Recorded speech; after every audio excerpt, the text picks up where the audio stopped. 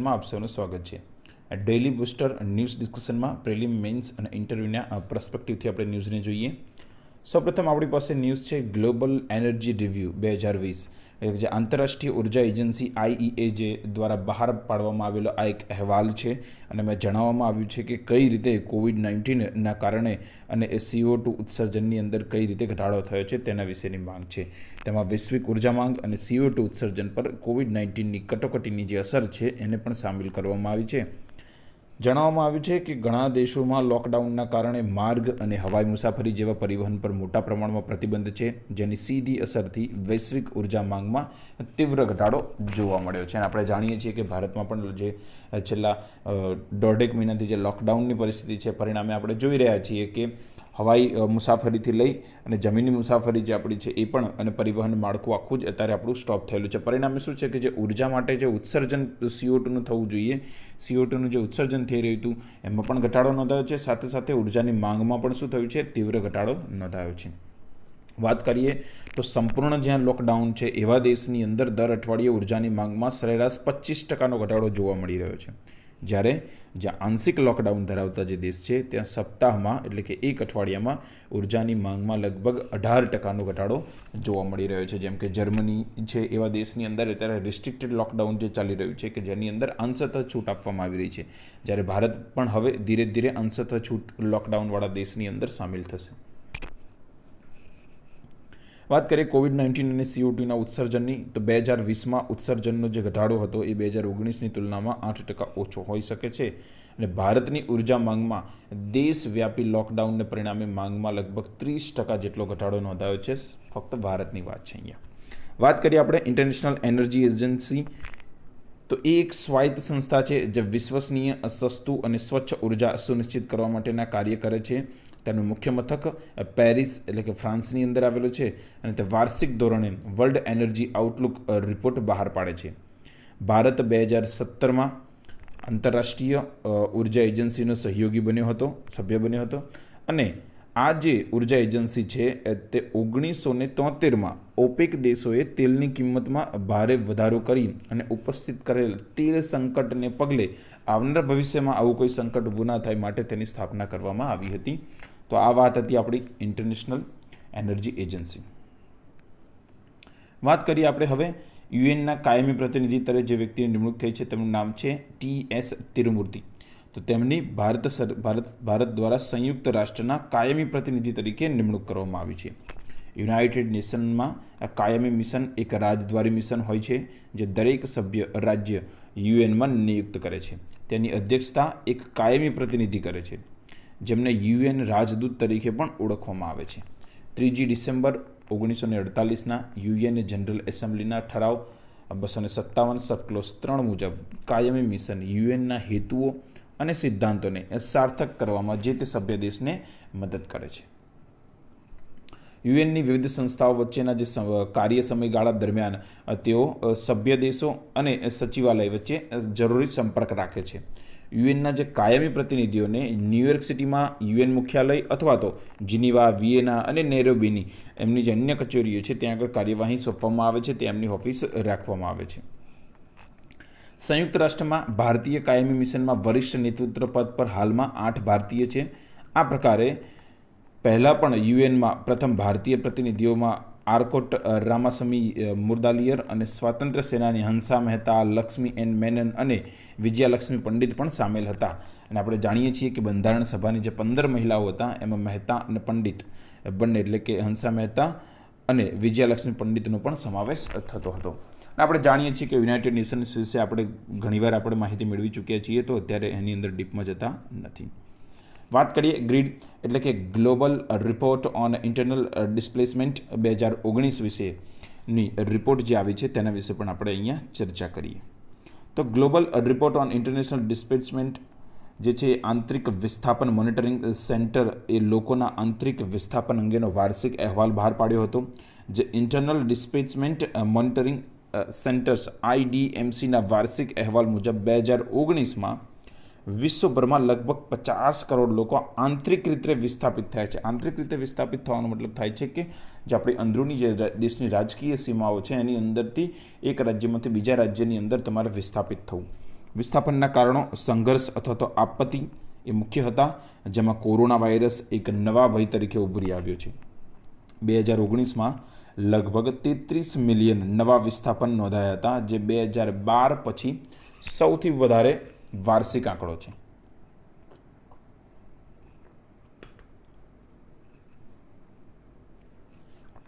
આંતરિક વિસ્થાપન monitoring centre એટલે કે IDMC વિશેની વાત કરીએ આપણે તો તે સ્વિટ્ઝરલેન્ડના જીનીવા સ્થિત છે અને તેનું મુખ્યાલય ત્યાં આવેલું છે જીનીવાની અંદર.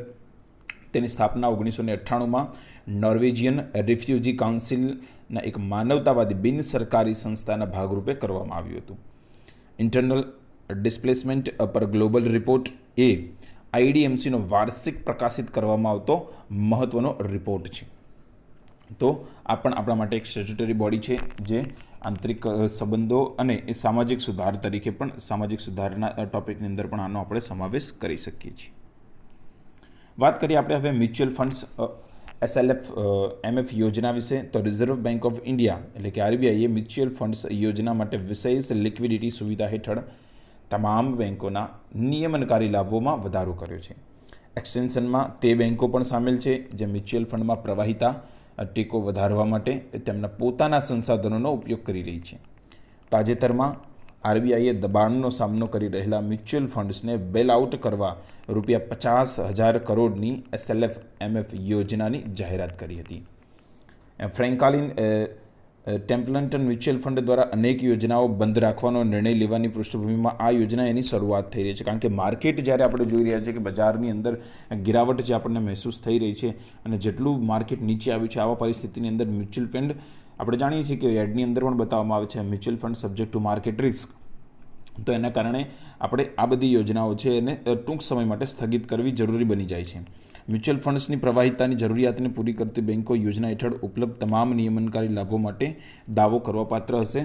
કારણ કે હવે જે લોકો ઓલરેડી દાવો કરી ચૂક્યા છે એમને કઈ રીતે કરવું એ માટે આ યોજના મુખ્ય રીતે કે લોકોનો વિશ્વાસ જે છે એને ફરી જીતી શકાય અને લોકો આ રોકાણને સરળ સમજી શકે અને સાથે સાથે એમને કોઈપણ પ્રકારનો અન્યાય ના થાય માટે ₹50,000 કરોડ રૂપિયાની RBI દ્વારા જાહેરાત કરવામાં આવી છે.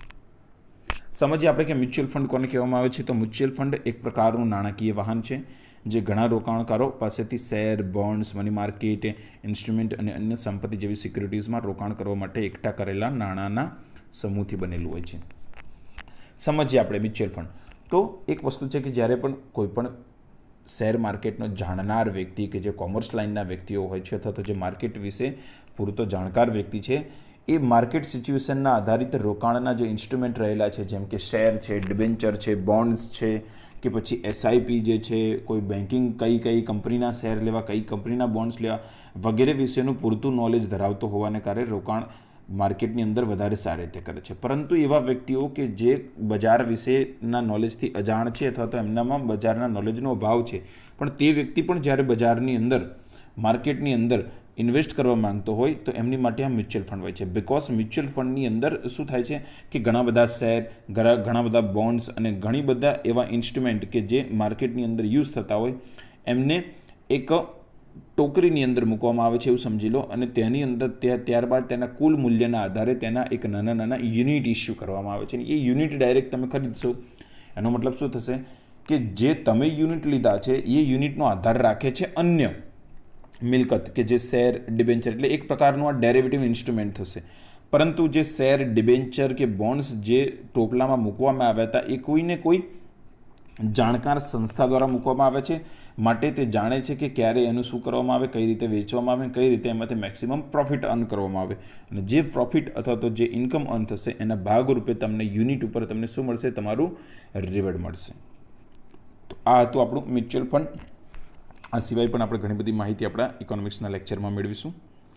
વાત કરીએ આપણે રિડેમ્પશન શું છે એટલે કે વળતર સ્વરૂપે. સામાન્ય રીતે રિડેમ્પશનનો મતલબ થાય છે કે જે તે સ્કીમમાંથી તમારે બહાર નીકળવું અથવા તો પરત મેળવવું અથવા તો વળતર મેળવવું થાય છે.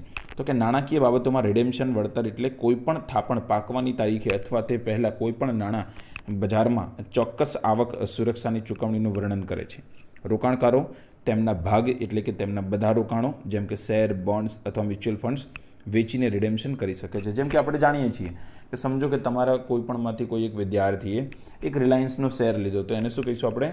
શેરની ખરીદી કહેવાય. પરંતુ જ્યારે એણે માર્કેટમાંથી બહાર નીકળવું હોય, જ્યારે એ શેર વેચી દે, ઓકે, જ્યારે વેચી અને એ શેર જે છે એને વેચી દેવા માંગે છે અને પરિણામે એને વળતર લેવું છે, પૈસા લેવા છે, તો આપણે શું કહીશું? શેરનું આપણે રિડેમ્પશન કર્યું છે. જે રીતે ડિબેન્ચરનું રિડેમ્પશન કરવામાં આવે છે કે ભાઈ ડિબેન્ચર છે, મારે હવે શું કરવું છે? ડિબેન્ચરની ચૂકવણી પૂર્તિ કરી દેવી છે. તમે કોઈની પાસેથી લોન લીધી છે, તો તમે જ્યારે લોન લો છો ત્યારે તમને લોન મળે છે, પરંતુ જ્યારે લોનની ચૂકવણી કરો છો ત્યારે આપણે શું કહેવાય કે રિડેમ્પશન ઓફ લોન, એટલે કે તમે લોનની પૂરેપૂરી ચૂકવણી કરી લીધી છે અને લોનની જે એમાંથી તમે મુક્તિ મેળવી છે એવું કહી શકાય, અથવા તો એ સ્કીમમાંથી તમે બહાર નીકળી ગયા છો. વાત કરીએ ભારતના આપણા નવા સંસદ ભવનની, જે ટૂંક જ સમયમાં રેડી થવાની સંભાવનાઓ છે, એટલે કે શરૂ થવાની સંભાવના છે. રેડી થતાં તો હજુ ઘણી બધી વાર લાગશે, પરંતુ તમે અહીંયા સ્ક્રીન પર જોઈ રહ્યા છો કે કંઈક આવું આપણું નવું સંસદ ભવન બનવાનું છે. તો નવી સંસદ ભવન બનવાની ભારત સરકારની યોજનાને તાજેતરમાં સેન્ટ્રલ વિસ્ટા કમિટીએ મંજૂરી આપેલી છે અને નવી સંસદનું નિર્માણ રાષ્ટ્રપતિ ભવનથી ઇન્ડિયા ગેટ સુધીના સમગ્ર 3 કિલોમીટર સેન્ટ્રલ વિસ્ટાના મોટા સુધારાનો એક ભાગ હશે. હાઉસિંગ અને અર્બન અફેર્સ મંત્રાલય અને તેની બાંધકામ એજન્સી CPWD દ્વારા આ પ્રોજેક્ટની દરખાસ્ત કરવામાં આવી હતી. આ યોજનામાં હાલની જે હેરિટેજ સ્ટ્રક્ચરની વિરુદ્ધ નવી ત્રિકોણાકાર સંસદનું નિર્માણ અને તમામ મંત્રાલયો માટે કેન્દ્રીય સચિવાલય બનાવવાનું પણ સામેલ છે. આ પ્રોજેક્ટની અંદાજિત કિંમત ₹922 કરોડ અંદાજવામાં આવી છે. અને સમયની માંગ સાથે અને તકેદાર સાથે નવા સંસદ ભવનની કેટલી જરૂરિયાત શું છે, કે આવા સંજોગોમાં કોવિડ-19માં જેથી ત્યારે આપણે બહાર નીકળી રહ્યા છીએ, ત્યારે કઈ રીતે એની જરૂરિયાત ઉદ્ભવી છે, ક્યારની આ જરૂરિયાત ઉદ્ભવેલી છે, આના વિશેની ઘણી બધી આપણી વાત છે. અને 2026માં આપણે જે અત્યારની જે આપણી સંસદની જે સંખ્યા છે તેમાં વધારો થવાની સંભાવના છે. તો જો આજે આ નિર્ણય આ સંજોગોમાં જો લેવામાં નહીં આવે તો બની શકે કે આવનારા સમયની અંદર જ્યારે 2026માં આપણે સુધાર કરવા જઈ રહ્યા હોઈએ ત્યારે આપણી પાસે બેસવા માટે અથવા તો એવું કહી શકાય કે સંસદ માટે પ્રોપર ભવન સુનિશ્ચિત ન કરી શકીએ. માટે સમય પ્રમાણે જરૂરી છે કે આનું નિર્માણ કાર્ય પણ શરૂ કરવામાં આવે. વાત છે હવે આપણે GI ટેગની. તો હાહો મણિપુરના કાળા ચોખા છે અને ગોરખપુરના ટેરાકોટાએ તાજેતરમાં જિયોગ્રાફિકલ ઇન્ડિકેશન એટલે કે GI ટેગ મેળવ્યો છે. તમે જોઈ શકો છો સ્ક્રીન પર કાળા કલરના ચોખાને મણિપુરમાં સદીઓથી ચકહાહો ખેતી કરવામાં આવે છે, જે તેને વિશેષ સુગંધ તથા વર્ગીકૃત થયેલ છે. વિશેષ સુગંધના કારણે અને તેનો ઉપયોગ પણ એવો છે. તે સામાન્ય રીતે સમુદાયના તહેવારો દરમિયાન ખવાય છે અને પરંપરાગત તબીબી વ્યવસ્થાપકો દ્વારા ચકહાહોનો ઉપયોગ પરંપરાગત દવાઓના ભાગરૂપે પણ કરવામાં આવતો હતો. અને આપણે જાણીએ છીએ કે નોર્મલી જેને ખબર હોય ને કે ભાઈ આ ચોખા પૌષ્ટિક વધારે હોય છે અને સાથે સાથે આયુર્વેદિક ઉપયોગ પણ લેવાય છે. વાત કરીએ આપણે ગોરખપુરના ટેરાકોટાની, તો એ સદીઓથી પ્રાચીન પરંપરાકાળ દરમિયાન છે, જ્યાં કુંભારો વિવિધ પ્રાણીઓની જેમ કે ઘોડાઓ, હાથી, ઊંટ, બકરી, બળદ વગેરે હાથથી લગાવેલા આભૂષણો દ્વારા બનાવવામાં આવે છે. તમે અહીંયા સ્ક્રીન પર જોઈ રહ્યા છો કે કઈ રીતના આપણે સામાન્ય રીતે જોયા હોય છે, પરંતુ આ ટેરાકોટાને GI ટેગ મળ્યો છે, એટલે કે એનું વિશેષ મહત્ત્વ વધી જાય છે. અને કોઈપણ વસ્તુને જ્યારે GI ટેગ મળે છે તો સવિશેષ રીતે એની કિંમતથી માંડી અને એને જે GI ટેગના કારણે એની નામના વધી જાય છે, સાથે સાથે વધારે પ્રખ્યાત બને છે અને તેના વેચાણમાં પણ વધારો થવાની સંભાવનાઓ છે. વાત કરીએ આપણે આયુષ ઉદ્યોગ સાહસિક વિકાસ કાર્યક્રમ. તો આ કાર્યક્રમ MSME મંત્રાલયની જુદી જુદી યોજનાઓ હેઠળ દેશમાં આયુષ ક્ષેત્રને પ્રોત્સાહન આપવા માટે આયુષ મંત્રાલય અને માઇક્રો, લઘુ અને મધ્યમ ઉદ્યોગ મંત્રાલય દ્વારા સંયુક્ત રીતે ચલાવવામાં આવી રહ્યો છે. આયુષનો મતલબ શું થાય છે? આયુર્વેદ, યોગા, યુનાની, સિદ્ધ અને હોમિયોપેથી પદ્ધતિનો ઉપયોગ. સામાન્ય રીતે આપણે જાણીએ છીએ કે આજે જ્યારે કોવિડ-19ની પરિસ્થિતિઓનું જ્યારે નિર્માણ થયું છે ત્યારે ઘણા બધા કોવિડ-19ના જે દર્દીઓ છે એ યોગ અને આયુર્વેદની અમુક ટેકનિકો અને અમુક પદ્ધતિઓના ઉપયોગથી પણ સાજા થવાના આપણને પુરાવા મળ્યા છે. અને ઘણા બધા લોકો આ આયુર્વેદિક જે આપણી જે જૂની પરંપરાઓ છે એને અપનાવી અને ઘણા બધા સાબિત થયા છે એવા કેસો કે જે સારા થઈ ગયા છે. સાથે સાથે આ જે છે એ યોગાને પ્રમોટ કરે છે, સાથે સાથે હોમિયોપેથીને પ્રમોટ કરશે. પરિણામે શું થશે કે આપણી જે જૂની પદ્ધતિઓ છે એ જૂની પદ્ધતિઓને પ્રમોટ કરતાની સાથે સાથે આપણે જે હોમિયોપેથી અને યુનાની સિદ્ધ જે પરંપરાઓ છે એના આધારિત પણ દવાઓ અને પદ્ધતિઓને આપણે અપનાવી રહ્યા છીએ, અને એના વિકાસ માટે પણ આપણે એમએસએમઈ અને નાના મોટા જે ઉદ્યોગો છે, મધ્યમ એને પણ આ સેક્ટરની અંદર આવકારવા માંગીએ છીએ. અને આપણે જાણીએ છીએ કે જે આજે આપણી અર્થવ્યવસ્થા જે સ્લોડાઉનની પરિસ્થિતિમાંથી ગુજરી રહી છે, તો આવા સંજોગોમાં જો આવા સેક્ટરની અંદર પણ જો રોકાણ કરવામાં આવશે તો મહદ અંશે આપણે આત્મનિર્ભર બનવા તરફ આગળ વધીશું. વાત કરીએ આપણે આંતરરાષ્ટ્રીય કામદાર દિવસ એટલે કે મજૂર દિવસ. દર વર્ષે મે મહિનાની 1લી તારીખે વિશ્વના વિવિધ ભાગોમાં મજૂરોના યોગદાન અને ઐતિહાસિક શ્રમ આંદોલનને યાદ કરવા માટે 1લી તારીખે આંતરરાષ્ટ્રીય કામદાર અથવા તો મજૂર દિવસ ઉજવવામાં આવે છે. ભારતમાં મજૂર દિનની પહેલી ઉજવણીનું આયોજન 1 મે 1923ના રોજ હિન્દુસ્તાનના લેબર કિસાન પાર્ટી દ્વારા મદ્રાસમાં એટલે કે હાલ ચેન્નઈમાં કરવામાં આવ્યું હતું. વાત કરીએ આપણે લાઇફલાઇન ઉડાન વિશેની, તો વિવિધ હવાઈ વિમાન વાહકો દ્વારા કરવામાં આવેલ પહેલ હેઠળ કુલ 415 ફ્લાઇટ્સનું સંચાલન કરવામાં આવ્યું છે. કોવિડ-19 સામે ભારતની લડતને ટેકો આપવા માટે લોકડાઉનની વચ્ચે લાઇફલાઇન ઉડાન દેશના દૂરના ભાગોમાં આવશ્યક તબીબી કાર્ગો પરિવહન કરવા માટે શરૂ કરવામાં આવ્યું છે. એટલે કે એવા વિસ્તારો કે જ્યાં આગળ તબીબી સેવાઓ પહોંચાડવી જરૂરી છે, ત્યાં આગળ આ લાઇફલાઇન ઉડાન દ્વારા એ સેવાઓ પહોંચાડવામાં આવશે. રાજ્ય અને કેન્દ્રશાસિત પ્રદેશોની સરકારો દ્વારા લાગુ પડેલા આવશ્યક કાર્ગોમાં રેઝિડન્સ એન્જાઇમ, તબીબી ઉપકરણો, પરીક્ષણ કિટ્સ અને પીપીઆઈ, માસ્ક, ગ્લોવ્સ અને અન્ય આવશ્યક ચીજોનો સમાવેશ પણ થાય છે, જે દૂર દરાજના પહાડી વિસ્તારોથી લઈ અને જે વિસ્તારો સુધી જ્યાં આગળ વસ્તુ નથી ત્યાં પહોંચાડવામાં આવશે. લાઇફલાઇન ઉડાનની વાત કરીએ તો નાગરિક ઉડ્ડયન મંત્રાલયે દેશના ખૂબ દૂરના સ્થળોએ પણ જરૂરી પુરવઠાની સતત સપ્લાય સુનિશ્ચિત કરવા માટે તેની શરૂઆત કરી છે. જો કે વિશેષ ધ્યાન ઉત્તર પૂર્વ ક્ષેત્ર, ટાપુ પ્રદેશો અને પર્વતીય રાજ્યો પર કેન્દ્રિત કરવામાં આવશે.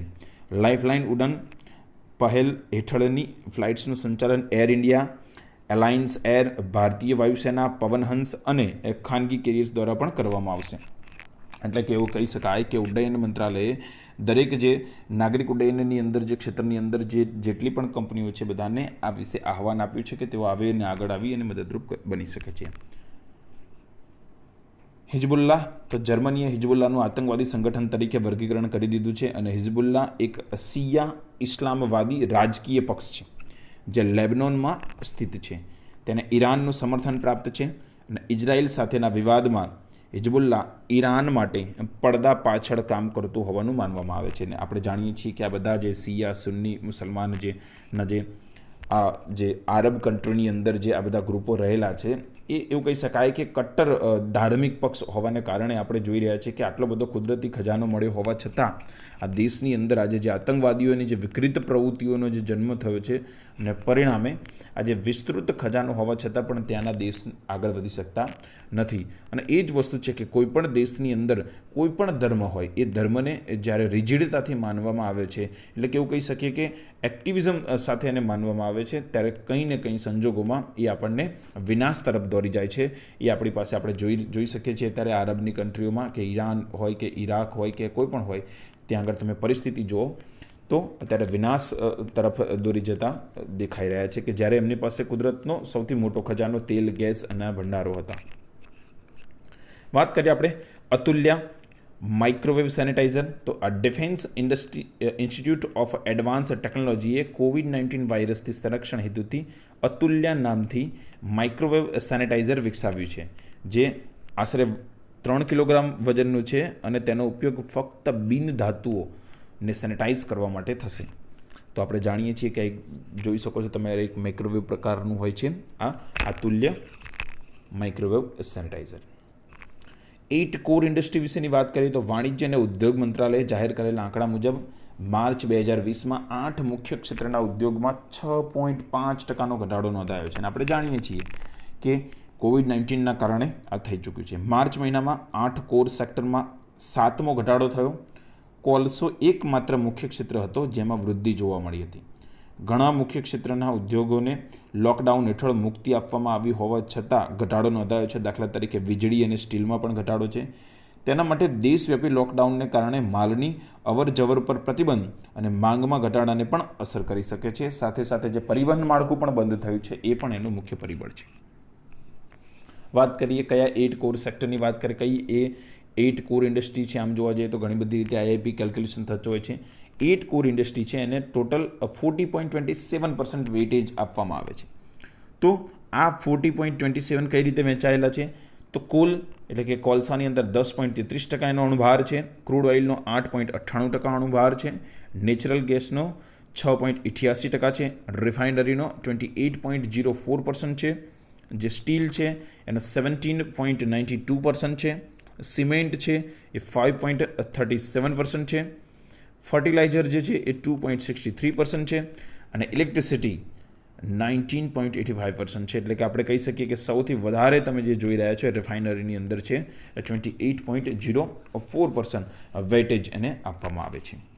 આના જ આધારે આઈઆઈપી કેલ્ક્યુલેશન થાય છે, એટલે કે ઇન્ડેક્સ ઓફ ઇન્ડસ્ટ્રીયલ પ્રોડક્શન આઈઆઈપી, જે એક અનુક્રમણિકા છે જે અર્થતંત્રમાં વિવિધ ક્ષેત્રોના વિકાસ જેવા કે ખનિજ ખાણકામ, વીજળી ઉત્પાદન વગેરેની વિગતો આપે છે.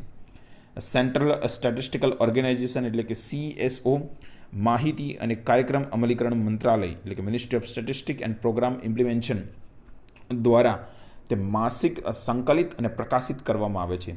સંદર્ભ માસ પૂરો થયાના 6 અઠવાડિયા પછી આ વસ્તુ પ્રકાશિત એટલે કે આ અહેવાલ પ્રકાશિત કરવામાં આવે છે. એપ્રિલ 2017થી 8 કોર ઉદ્યોગના આઈઆઈપી પાયાના વર્ષમાં સુધારો કરી અને 2004-05ના સ્થાને 2011-12 કરવામાં આવ્યો હતો. અને આના વિશેની વિસ્તૃત માહિતી આપણે ઓલરેડી પહેલાં મેળવી ચૂક્યા છીએ આપણા ઇકોનોમિક્સના લેક્ચરમાં અને સાથે સાથે કરંટ અફેર્સના પણ લેક્ચરમાં. તો આઈઆઈપીનો ઉપયોગ નાણાં મંત્રાલય, ભારતીય રિઝર્વ બેંક વગેરે સહિતની સરકારી સંસ્થાઓ દ્વારા નીતિ નિર્માણ માટે કરવામાં આવે છે. આઈઆઈપી જે ત્રિમાસિક છે અને એડવાન્સ જીડીપી અંદાજની ગણતરી માટે અગત્યરૂપ ઉપયોગી સાબિત થઈ શકે છે. આઈઆઈપી એક સંયુક્ત ઇન્ડેક્સ છે જે નીચે દર્શાવેલા વર્ગીકૃત ઉદ્યોગ જૂથોના વિકાસ દરને પણ માપે છે, જેમ કે બ્રોડ સેક્ટર એટલે કે માઇનિંગ, મેન્યુફેક્ચરિંગ અને વીજળી, સાથે સાથે યુઝ બેઝડ સેક્ટર એટલે કે ઉપયોગ આધારિત જે ક્ષેત્રો છે એટલે કે મૂળભૂત ચીજ છે, કેપિટલ ગુડ્સ અને મધ્યવર્તી ચીજોની અંદર પણ આઈઆઈપી કેલ્ક્યુલેશન એનો ઇન્ડેક્સ છે જે એ ઉપયોગી સાબિત થઈ શકશે. આ સાથે જ આપણા આજના ડેલી બુસ્ટરને આપણે અહીંયા સમાપ્ત કરીશું. હજુ સુધી જો તમે આપણી ચેનલને સબસ્ક્રાઇબ ના કરી તો સબસ્ક્રાઇબ કરો, વિડીયોને લાઇક કરો, શેર કરો. કોઈપણ વસ્તુ તમને ગમે છે તો એના વિશેની તમે કમેન્ટ કરો, જેથી કરીને અમે પણ આ વસ્તુ સાથે પ્રેરિત થઈએ કે વધારે સારી રીતે હજુ પણ ક્યાંય સુધાર કરવાની ઈચ્છા હોય તો એ વસ્તુને આપણે આગળ વધારી શકીએ છીએ. અને ટેલિગ્રામ ચેનલને પણ તમે સબસ્ક્રાઇબ અને જોઈન કરો, જેથી કરીને તમે અમૂલ્ય મટીરિયલ મેળવી શકો છો. આ સાથે જ આપણા સોશિયલ મીડિયા કનેક્ટિવિટીનું જે નેટવર્ક છે એની સાથે પણ જોડાઓ. Thank you very much.